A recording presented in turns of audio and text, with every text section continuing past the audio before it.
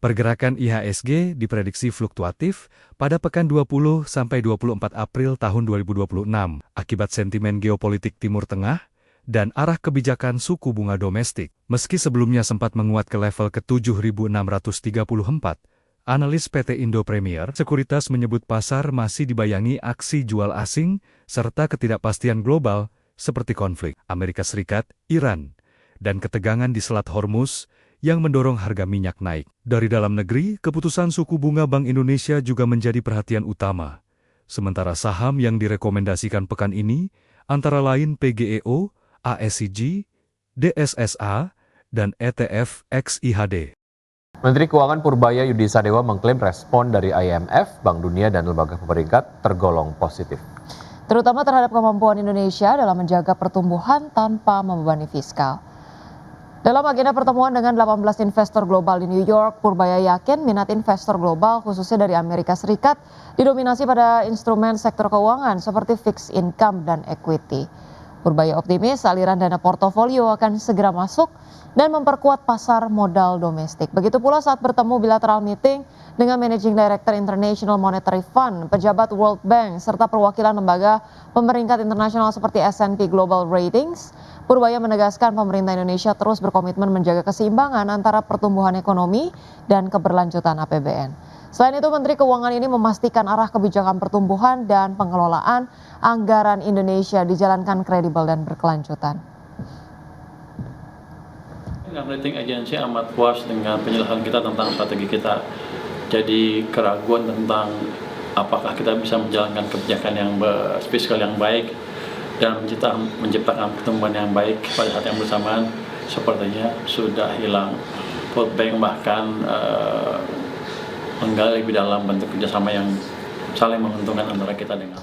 Pemirsa, Badan Akuntabilitas Keuangan Negara atau BAKN DPR RI mendorong penguatan sinkronisasi anggaran pendapatan dan belanja negara atau APBN dengan anggaran pendapatan dan belanja daerah atau APBD. Wakil Ketua Badan Akuntabilitas Keuangan Negara atau BAKN DPR RI Herman Hairon menilai penggunaan anggaran antara pusat dan daerah harus berjalan optimal dan selaras dengan realisasi program pembangunan pusat dan daerah, di mana sinkronisasi APBN dan APBD merupakan amanat Undang-Undang Nomor 1 Tahun 2022 tentang hubungan keuangan antara pemerintah pusat dan pemerintahan daerah yang menempatkan kebijakan fiskal daerah sebagai bagian integral dari kebijakan fiskal nasional. Oleh sebab itu diperlukan penguatan kebijakan yang mendorong peningkatan kewenangan daerah, termasuk penataan mekanisme dana bagi hasil agar lebih efektif dan berkeadilan.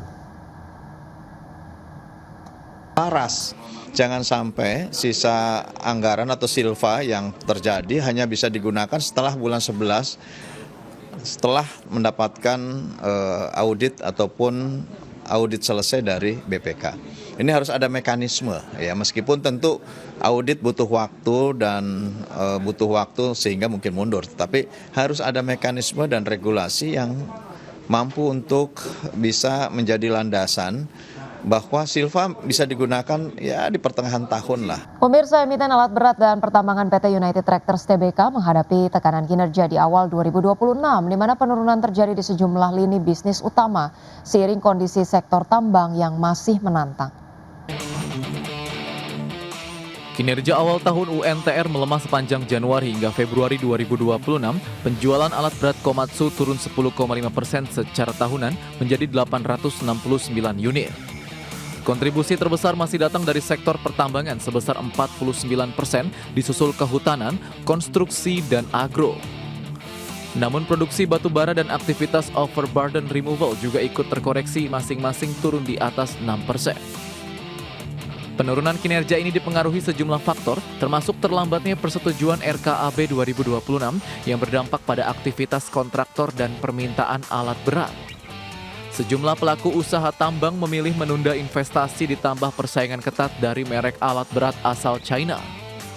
Di sisi lain, penjualan emas turun tajam, namun penjualan biji nikel justru tumbuh lebih dari 30%. Menghadapi kondisi ini, manajemen United Tractors menyiapkan strategi defensif di 2026 dengan menjaga kekuatan neraca dan melakukan evaluasi target bisnis. Perusahaan juga terus mendorong diversifikasi usaha, khususnya ke sektor mineral dan energi. Salah satunya melalui akuisisi tambang emas Dope yang ditargetkan mulai beroperasi pada 2028. Langkah ini diharapkan dapat mengurangi ketergantungan pada batu bara sekaligus mendorong pertumbuhan berkelanjutan. Berbagai sumber IDX Channel. Pemirsa, PT Pelayaran Nasional Ekalia Purnama Sari Tbk menempuh pembiayaan non-perbankan senilai Rp633,44 miliar untuk mengamankan akuisisi kapal strategis yang merupakan bagian dari pengembangan dan penguatan kegiatan usaha.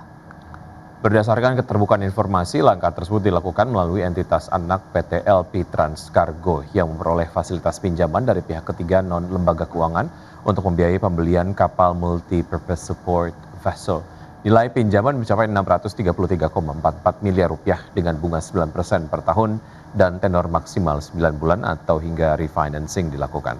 Manajemen perseroan menyatakan keputusan mengambil pinjaman non-bank didorong oleh kebutuhan pendanaan yang mendesak untuk menyelesaikan kewajiban pembayaran lelang kapal yang jatuh tempo pada 7 April 2026.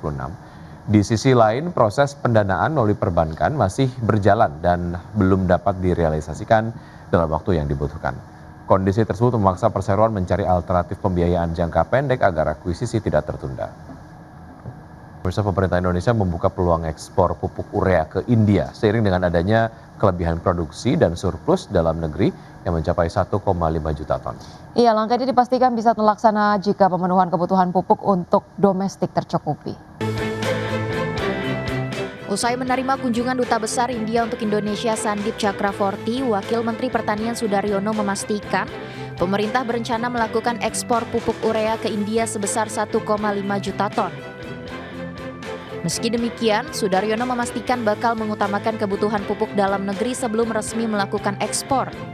Terlebih, India menjadi salah satu negara yang berminat mengimpor urea dari Indonesia, terutama untuk memenuhi kebutuhan musim tanam yang berlangsung pada Juli hingga September, sehingga membuka peluang ekspor tanpa mengganggu pasokan domestik. Kita mendiskusikan salah satu topik utamanya adalah bagaimana India itu kemudian bisa mengamankan kebutuhan pasokan ureanya yang salah satu sumbernya adalah berasal dari Indonesia. Dan memang sebagaimana sudah saya sampaikan juga di media dan beberapa hari yang lalu bahwa memang kita Indonesia akan mengutamakan kepentingan atau kebutuhan pupuk kita untuk dalam negeri, dan setelah kita hitung semua itu ada ekses atau ada kelebihan yang bisa kita ekspor ke luar negeri sekitar 1,5 juta ton. Sementara itu, Duta Besar India untuk Indonesia Sandip Chakravorty menyambut baik peluang kerjasama ini, di mana India siap mengimpor pupuk dari Indonesia melalui skema kerjasama antar pemerintah atau government to government. Cooperation in the agriculture sector in Indonesia and also bilateral cooperation with India. As you know, India has been a long-standing partner of Indonesia, and we have been supporting the agriculture sector of Indonesia. There is also very healthy trade in agriculture products between India and Indonesia. So we discussed those issues also, and we have seen how agriculture productivity and production in Indonesia has increased, and we spoke about how we can support that. Adapun total kapasitas produksi pupuk nasional mencapai 14,8 juta ton per tahun dengan urea sebesar 9,4 juta ton. Di mana dari total produksi pupuk urea tersebut, terdapat surplus perdagangan yang bisa diekspor sebesar 1,5 juta ton. Wamentan Sudaryono memastikan ketahanan pupuk Indonesia dalam kondisi kuat, sehingga petani diharapkan tidak perlu khawatir terhadap ketersediaan pupuk. Dari Jakarta, Ade Firmansyah, IDX Channel.